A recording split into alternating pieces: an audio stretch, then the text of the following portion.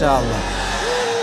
যারা প্রতারক, যারা বিশ্বাসঘাতক, যাদের কথা কাজে মিল নাই, এদের সাথে কোনো সম্পর্কের দরকার নাই। এদের জন্য আল্লাহ একাই যথেষ্ট। ঠিক কিনা বলেন যুবকেরা?